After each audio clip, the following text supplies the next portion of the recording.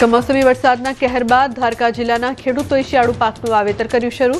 જિલ્લામાં 1.38 લાખ હેક્ટર રવિ પાકનું વાવેતર કરાયું। માવઠાના કારણે ખેડૂતોને ભારે નુકસાન થયું હતું।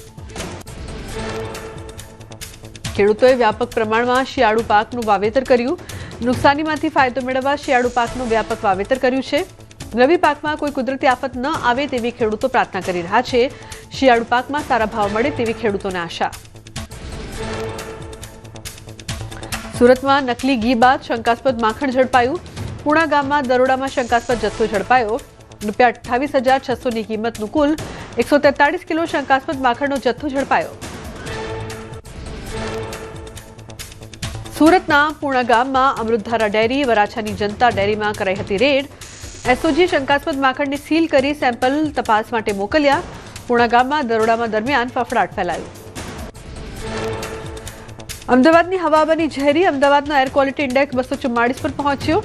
સવારે શહેરનો સૌથી વધુ પ્રદૂષિત વિસ્તાર થલતેજ રહ્યો। થલતેજ વિસ્તારનો AQI સૌથી વધુ 244 નોંધાયો। અમદાવાદમાં હવા ઝેરીલી બનતા શ્વાસના કેસોમાં વધારો। 15 દિવસમાં શ્વાસ અસ્થમાના કેસમાં 18 થી 22% વધારો થયો। સિનિયર સિટીઝનમાં બ્રોન્કાઇટિસના કેસ 15% વધ્યા। રાષ્ટ્રીય રાજધાની દિલ્હીમાં હવા ઝેરી બની સતત વધતા AQI સ્તરના કારણે લોકોની સમસ્યાઓ વધી। બાળકો અને વૃદ્ધોમાં આંખોમાં બળતરા, શ્વાસ લેવામાં તકલીફ। ડોક્ટરોએ લોકોને માસ્ક પહેરવાની સલાહ આપી। નલિયામાં સૌથી ઓછું 10 ડિગ્રી તાપમાન નોંધાયું। અમરેલી અને વડોદરામાં 15.4 ડિગ્રી તાપમાન નોંધાયું। ગાંધીનગરમાં 15.5, રાજકોટમાં 15.8, ભુજમાં 16, ડીસામાં 16.4 ડિગ્રી તાપમાન નોંધાયું। અમદાવાદમાં 16.5, પોરબંદરમાં 17.2 ડિગ્રી તાપમાન નોંધાયું।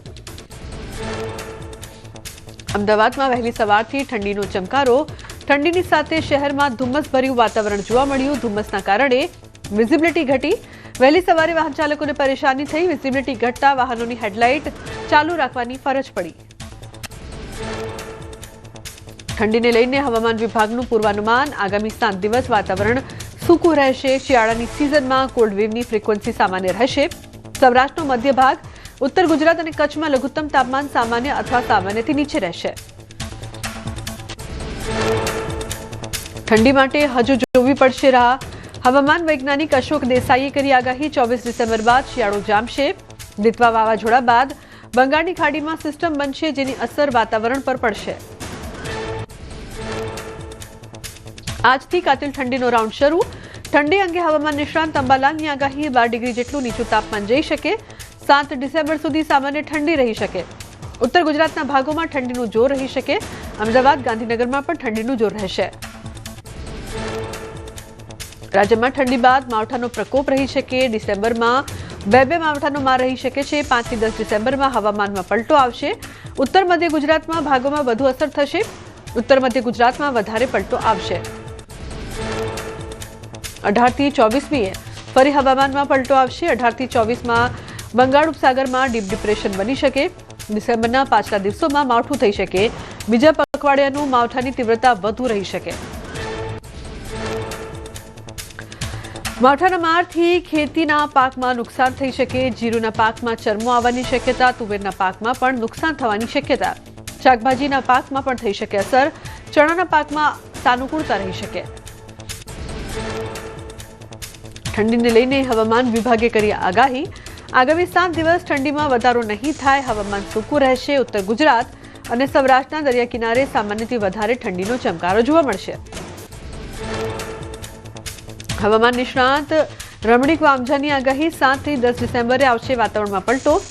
23 થી 27 ડિસેમ્બરે ફરી માવઠાનો માર રહેશે। તો અંબાલાલના મતે 5 થી 10 ડિસેમ્બરે થઈ શકે માવઠું।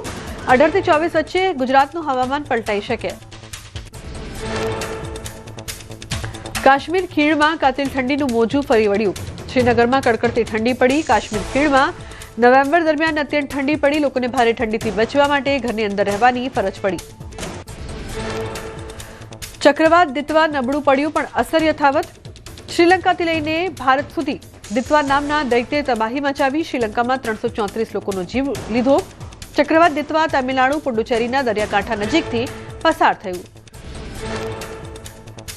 ચક્રવાતી દિત્વાએ ભરપૂર તબાહી મચાવી। ચક્રવાત તમિલનાડુ પુડુચેરીના કાંઠેથી માત્ર થોડા કિલોમીટર દૂરથી પસાર થયું, જેના કારણે દરિયાકાંઠા વિસ્તારમાં ભારે વરસાદ અને પવનની સ્થિતિના કારણે લોકોને હાલાકી વેઠવાનો વારો આવ્યો. દિત્વાની સીધી અસર હવાઈ મુસાફરી પર પણ પડી, જેમાં ચેન્નઈ એરપોર્ટ પર ખરાબ હવામાનના કારણે 54 થી વધુ ફ્લાઇટને રદ કરવામાં આવી. મુસાફરોને પણ સતત પોતાની એરલાઇન સાથે સંપર્કમાં રહેવાની સલાહ અપાઈ. ભારતે નેબર ફર્સ્ટ નીતિ હેઠળ ઓપરેશન સાગર બંધુ શરૂ કર્યું. ભારતીય વાયુસેનાના C-130 અને IL-76 વિમાનો દ્વારા 21 ટન રાહત સામગ્રી, 80 થી વધુ NDRF કર્મચારીઓ અને 8 ટન સાધન સામગ્રી કોલંબો પહોંચાડવામાં આવી. પીએમ મોદીએ શ્રીલંકાના રાષ્ટ્રપતિ અનુરાકુમારા દિસાનાયક સાથે વાત કરી. ચક્રવાત દિત્વાથી પ્રભાવિત તમામ વિસ્તારોમાં પુનર્વસન પ્રયાસો માટે સતત સમર્થન આપવાની ખાતરી આપી. ટેલિફોનિક વાતચીતમાં શ્રીલંકામાં નુકસાન અંગે સંવેદના વ્યક્ત કરી.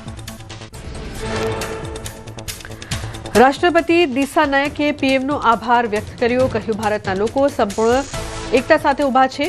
દિસાનાયકે શ્રીલંકાના લોકો વતી ભારતના સમયસર અને અસરકારક પ્રતિભાવ પ્રયાસો માટે પ્રશંસા પણ વ્યક્ત કરી. તમિલનાડુના શ્રી વિલ્લીપુથુર અને આસપાસના વિસ્તારોમાં ગાજવીજ સાથે ભારે વરસાદ. વન્નિયમ પટ્ટી, મલ્લી, મામસાપુરમ, કૃષ્ણ નકોવિલ અને નજીકના વિસ્તારોમાં વાવાઝોડા સાથે ભારે વરસાદ. મુખ્ય રસ્તા પર પાણી ફરી વળ્યા.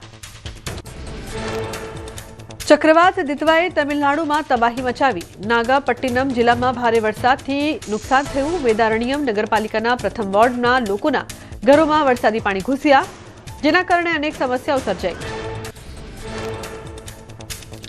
નાગાપટ્ટિનમ જિલ્લામાં તળાવ ઓવરફ્લો થયા. વરસાદના પાણી રહેણાંક વિસ્તારમાં ઘૂસ્યા. બાળકોથી લઈને વૃદ્ધો મુશ્કેલીમાં મુકાયા. કેટલાક ઘરોમાં પાણી ઘૂસી જવાના કારણે મુશ્કેલીમાં મુકાયા. થલગીરમાં ભારે વરસાદ વરસ્યો. નારિયેળનું ઝાડ ધરાશાયી થયું, જ્યારે 2 વીજ થાંભલાઓને નુકસાન પહોંચ્યું. થલીગીરીમાં આસપાસ મહત્તમ 10 સેન્ટીમીટર વરસાદ નોંધાયો. 2 વીજ થાંભલા ઉખડી જતા વીજ પુરવઠો ખોરવાયો.